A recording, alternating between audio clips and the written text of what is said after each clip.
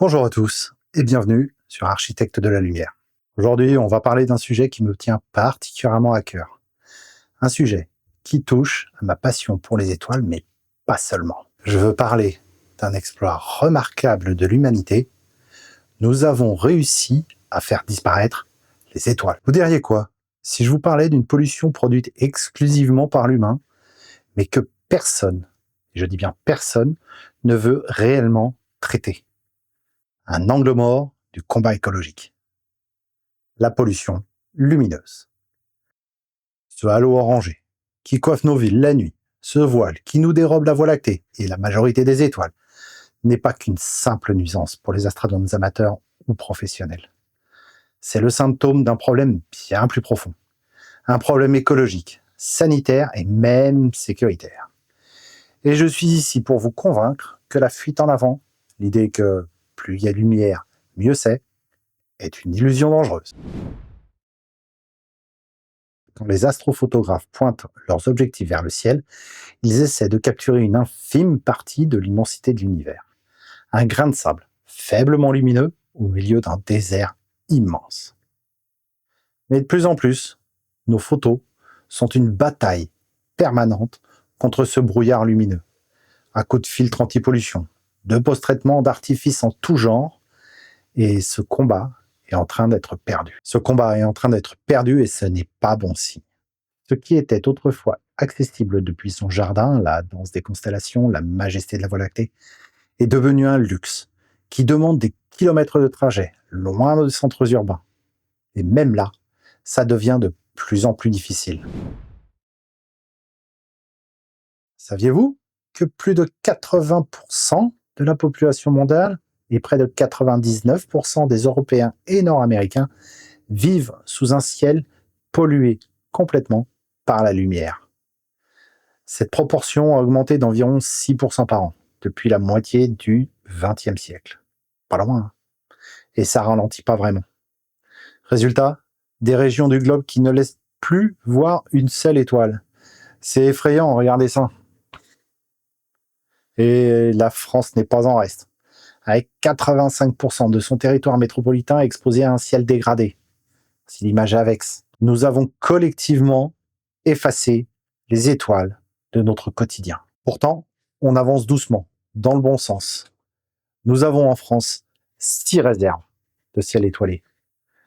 La RICE du pic du Midi de Bigorre depuis 2013, celle des Cévennes, qui a intégré en 2018 cette réserve, celle d'Alpes-Azur-Mercantour en 2019, le parc des Mille Vaches dans le Limousin en 2021, et celle des Landes de Gascogne, qui n'apparaît pas sur cette carte-là, parce qu'en fait, elle a rejoint les réserves depuis début 2025. Cette disparition des étoiles dans notre ciel, c'est une perte culturelle immense, une déconnexion avec l'univers qui a inspiré nos ancêtres pendant des millénaires. Ce sont pourtant ces étoiles qui ont été nos premiers guides dans les déplacements humains sur Terre comme sur mer.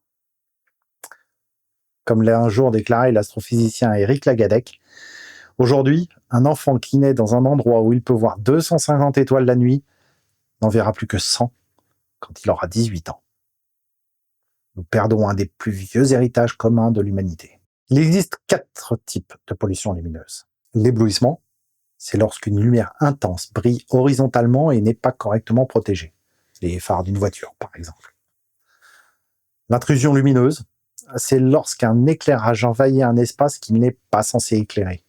Les lumières de la rue qui rentrent dans votre chambre, par exemple. La lueur du ciel, ou le sky glow, c'est la luminosité accumulée que les lumières artificielles émettent vers le ciel, vers les nuages, vers la brume.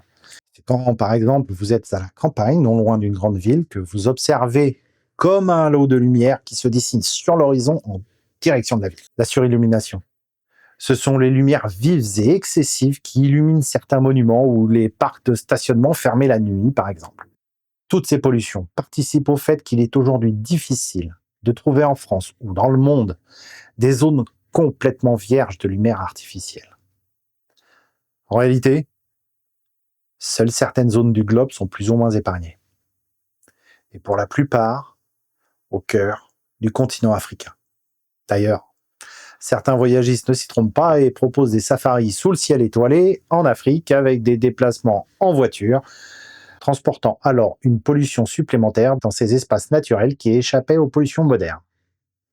Est-ce vraiment une solution acceptable? J'en suis d'autant moins certain que ça ne nous rendra pas à nous, Européens, la vision de nos étoiles.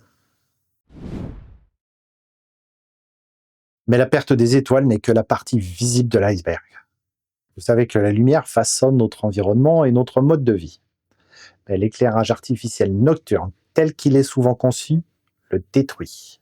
Considéré comme la deuxième cause d'extinction des insectes après les pesticides, la lumière artificielle attire, piège et épuise des milliards d'insectes nocturnes chaque nuit. Ces insectes sont essentiels à la pollinisation et constituent la base de nombreuses chaînes alimentaires. Les oiseaux migrateurs, qui naviguent souvent grâce aux étoiles, sont désorientés par nos lumières. Ils entrent en collision avec des bâtiments éclairés ou errent jusqu'à l'épuisement, ne retrouvant jamais leur route. Des chauves-souris, qui fuient les zones éclairées, réduisant leur terrain de chasse et ne chassent plus les moustiques à la tombée de nuit, par exemple, aux tortues marines, dont les nouveau-nés se dirigent vers les lumières de la ville au lieu de l'océan, provoquant leur décès prématuré. L'impact est massif. Même la flore est affectée, avec des cycles de croissance et de floraison perturbés, en plus du dérèglement climatique. Nous avons plongé le monde nocturne, fruit de millions d'années d'évolution, dans un jour artificiel permanent, avec des conséquences dévastatrices. Un exploit remarquable pour une espèce qui a inventé l'électricité hier.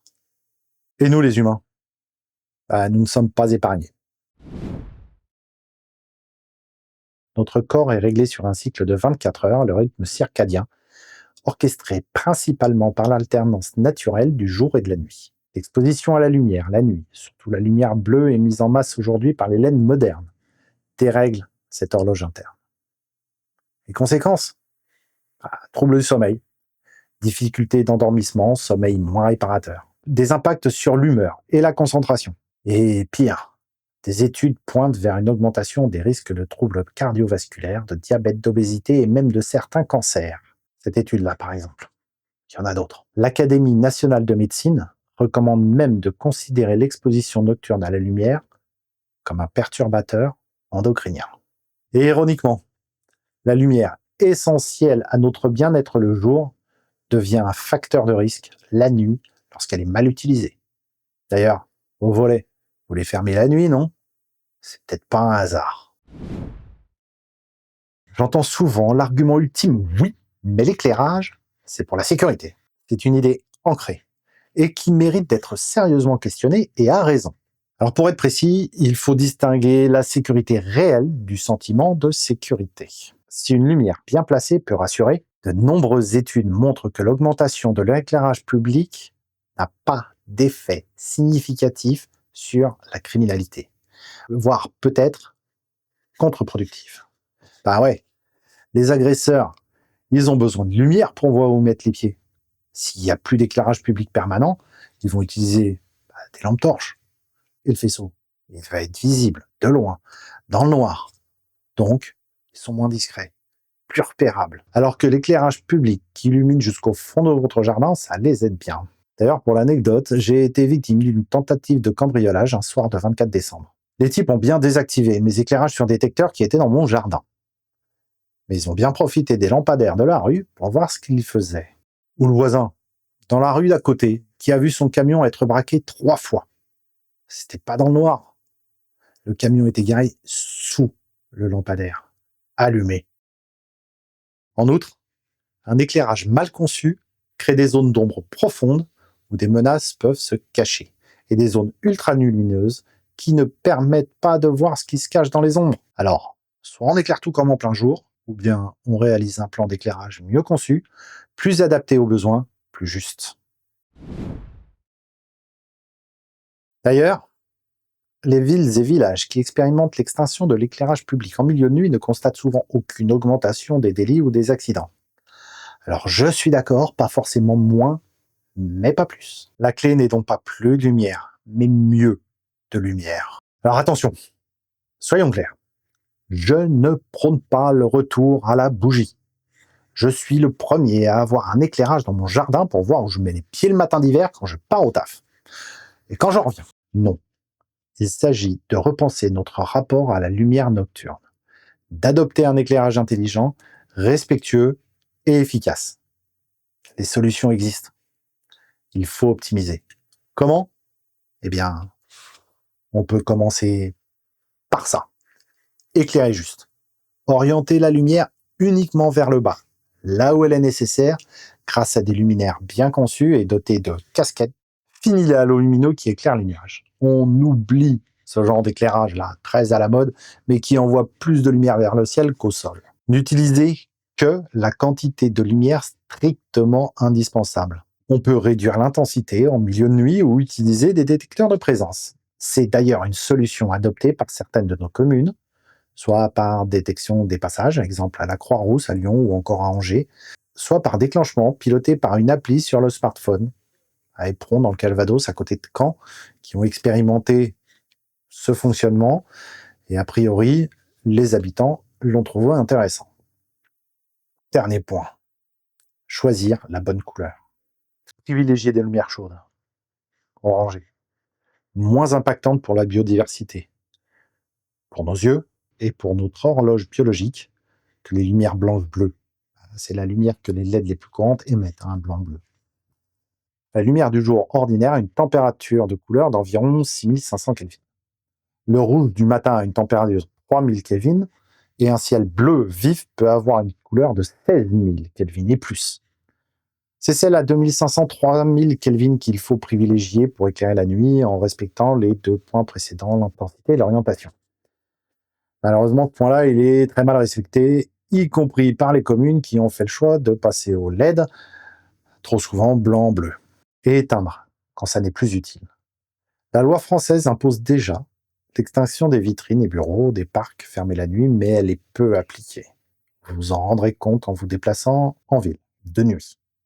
2 heures du mat, vous trouvez encore plein de bureaux allumés. C'est pas normal. Ils n'ont plus le droit. Les communes peuvent aller encore plus loin. La preuve, c'est le cas dans le Vexin français. Dans certaines communes du Vexin français, ça fait plus de 20 ans qu'ils éteignent la nuit. Et finalement, vous pouvez soutenir des labels, comme Villes et Villages Étoilés ou RICE, encourage les bonnes pratiques, ou encore Light Off, qui essaie de sensibiliser les commerces et bureaux à l'intérêt de l'extinction des lumières la nuit. Attention, en revanche, je ne défends pas la manière forte utilisée par d'autres collectifs, qui agissent en mode vengeur, en éteignant eux-mêmes ces lumières. Je pense que c'est contre-productif et provoque plus une réaction de rejet qu'une prise de conscience. Or, c'est une prise de conscience qu'il nous faut. La pollution lumineuse n'est pas une fatalité. C'est le résultat de nos choix collectifs et individuels. En prenant conscience de ces impacts, nous pouvons agir. Et les solutions sont presque plus simples à mettre en œuvre si on compare aux autres pollutions et dérèglements qui occupent le devant de la scène médiatique. Mais alors vous, que pouvez-vous faire? C'est simple, très simple. Chez vous, optez pour des éclairages extérieurs, orientés vers le bas, de faible intensité et à lumière chaude. Si en plus, ils sont équipés de détecteurs ou pilotés par domotique, c'est encore mieux. Vous n'éclairerez que quand il y en aura vraiment besoin. Parlez-en autour de vous. Interpellez vos élus locaux, même si de plus en plus c'est une prérogative de la communauté de communes.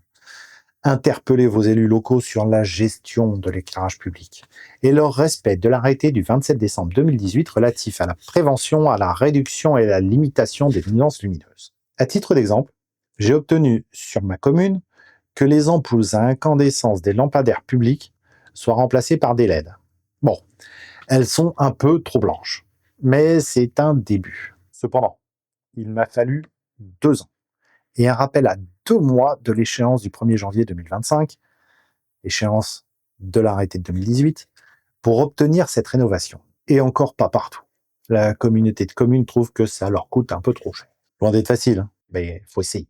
Aujourd'hui, en 2025, environ une commune française sur 3 de plus de 100 habitants pratique désormais ce qu'on appelle l'extinction des feux en cœur de nuit. C'est-à-dire que les éclairages sont éteints en moyenne entre minuit 1h et 6-7h du matin. C'est une première étape encourageante vers la diminution de la pollution lumineuse, mais loin d'être parfaitement suffisante. D'autant que nombre de communes ne respectent finalement pas les règles imposées par cet arrêté de 2018, et dont la limite de mise en application était au 1er janvier 2025. Oui, oui, en ce début d'année, là. Dans la mesure du possible, soutenez les associations qui luttent pour un ciel nocturne préservé. ANPCEN, Association française d'astronomie, AVEX. Je vous mets les liens en description. Allez voir. Réapprenons à aimer l'obscurité, non comme une menace, mais comme une partie essentielle de notre environnement. Un espace de repos pour la nature et pour nous-mêmes. Le ciel nocturne, c'est la toile sur laquelle se peint le spectacle grandiose de l'univers. Nous pouvons avoir des villes sûres, agréables et des nuits étoilées.